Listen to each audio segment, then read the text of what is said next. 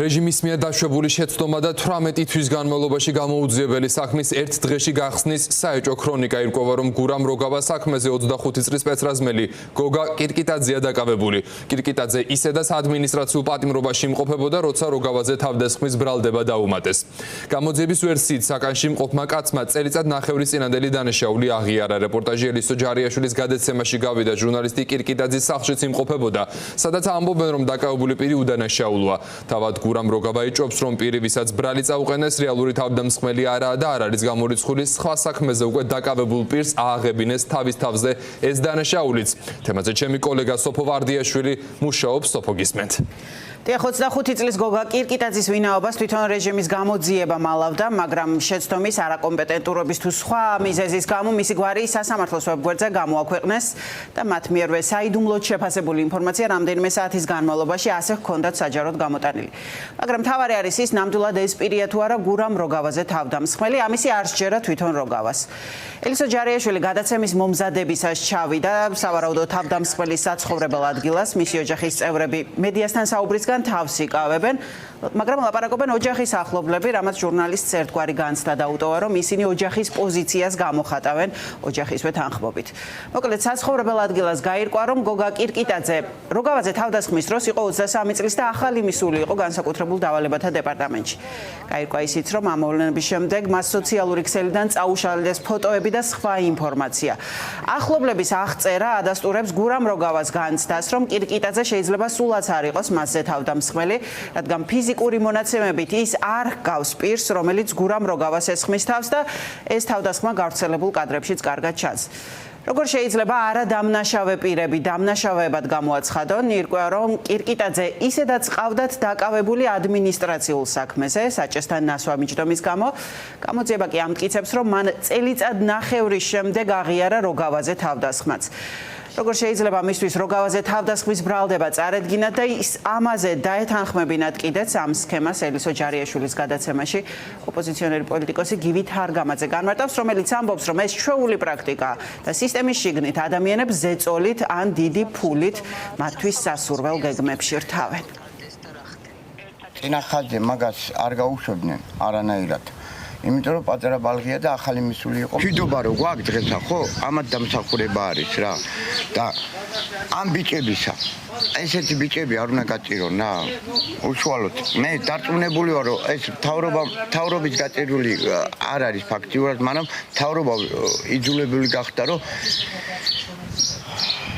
გააკეთონ ესა რა, დაიჭირეს ისეთი ხალხი, რომელსაც პატრონი არ აყავდა რაღაცა ეგეთი ამბავში რა. ასეთი აღნაგობა შეიძლება იყოს დიდი ტანის არის? არა, ხო? აი როგორია ფიზიკურად? ფიზიკურად ახლა რო ვთქვა, რომ დიდი ტანისა და ჩვეულებრივი აღნაგობა. გამხდარი. კი, გამხდარი. ნამდვილად უდანაშაულოთ აზი, ჯერ ეგერთი რომ სახელმწიფოს იმით იყო გასული სამსახურიდან. ეს ადამიანი დაიჭირეს ადმინისტრაციულ სასჯელზე ადრიანზე გაუშვეს სიმთვრალის გამო. აი დარწმუნებული ვარ ისე როგორც ყველა სხვა სპეცრაზმელი, ესეც მთვრალი არაერთხელ მოძრაობდა მანქანით და შეიძლება გაეჩერებინათ, მაგრამ დაკავება არა საერთოდ რომ არანაირ ჯარიმაზეც არ გამოუწერდნენ არასდროს, ხო? უბრალოდ ჭირდებათ რაღაც თავის სივრცეში მოქცევა ამ ადამიანის, რომ დაამუშავონ. კიდე უკანო წავიდეთ, ელისო, თქვენ მიერ იდენტიფიცირებული ადამიანი, ხო? მაშინ რომელსაც საბოლოოდ ის არ დაიჭირეს. ზუსტად ვიცით როგორ და რანაირად და სად იმუშავეს მასზე და ითხოვდნენ მისგან აღიარებას. და ითხოვდნენ არა მხოლოდ მუქარებით, თუმცა ესეც იყო, არამედ გარკვეულ თანხას თავაზობდნენ, ესე იგი დაიწყო იქ 100.000-დან საუბარი, შემდეგ გავიდა 200.000-ზე. ანუ ესეთი პაკეტი, რომ 200.000 და 1 წლის თავზე გაგიკეთებთ შეწყალებას. მესმის იმ ადამიანისაც, რომ შეიძლება ის 200.000 კი უნდოდა, მაგრამ ამათი ნუ მტერი ამას ნელ-ნელა უკვე ყველა ხვდება.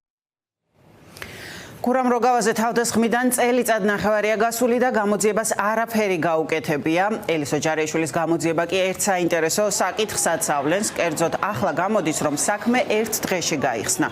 ჟურნალისტური გამოძიება ავლენს, რომ საქმეში დევს წერილი 2 ცალი, ეს არის მიმოწერა ოცნების პროკურატურასა და შინაგან საქმეთა სამინისტროს შორის.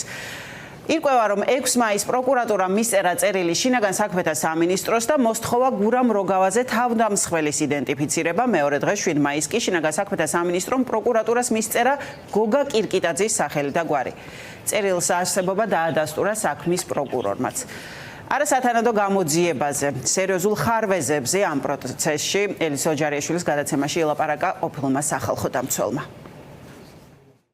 გურამ როგავა, მაისაშვილი და ხაბეიშვილი ეს არის ჩემი აზრით სამი საქმე გამორჩეული, ვინაიდან არსებობდა პირდაპირ ესე ვთქვათ პოპულარული ან გავრცელებული კადრები, თუმცა ამას გარდა გვაქვს ათობით სხვა საქმე, სადაც კადრები არსებობს მოქალაქეების წამების და ცემის და თავდასხმის და ის არ არის გამოძიებული, მაგრამ ამ შემთხვევაში ვფიქრობ, რომ ყველაზე ესეთი ცნობილი კადრები, რეზონანსული, აი თითქოს აი ხო გამოვიძიეთ და რაც რამდენიმე შემთხვევა როგორც ამბობენ ხოლმე ხო რამდენიმე ინციდენტი რაც იყო და ესე ვთქვათ გამოვიძიეთ. დანაშაულია რომ ისეთი გარემო შექმნეს რომ დამნაშავის ამოცნობა არის შეუძლებელი. მისცეს ერთგვარი გარანტიაც ხო ამალ? მისცეს ამითი ერთგვარი გარანტიაც და ასევე არ ვიცით იყო თუ არა ეს ადამიანი დამნაშავე, ვინც დაიჭირეს. ანუ ჩვენ რაღაც ორმაგ დანაშაულში ვართ თუ არა, იმისიც არ ვიცით, ხო? ანუ ჩვენ ერთია რომ მოხდა ის დანაშაული და მეორე ვიღაცა უდანაშაულო ამ შემთხვევაში ამ კონკრეტულ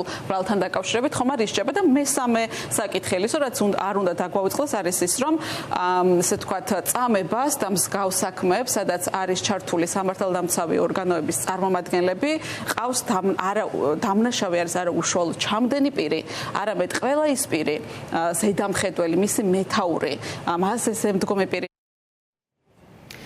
გოგა კირკიტაძე რომ შეიძლება არ იყოს გურამ როგავაზე თავდამსხმელი, ეს განცდა ჟურნალისტს ამ გამოძიების გასვლამდე ეთერში გაუმყარა სასამართლოს ხდომამაც, სადაც გურამ როგავა კირკიტაძეს პირისპირ პირველად შეხვდა და კირკიტაძე მას ბოდიშიც კი მოუხადა.